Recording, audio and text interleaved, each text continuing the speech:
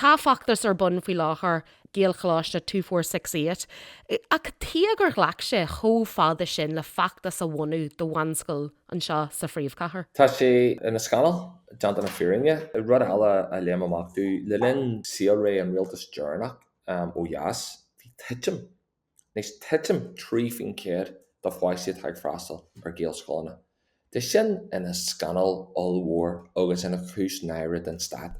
Fiú an seo hui, aite bhfuil airún DUP am an cuairtéideas, aite bhfuil constaí chórasathe as ar ggóir tá airneol sugaine ag méadú bliana in bliana.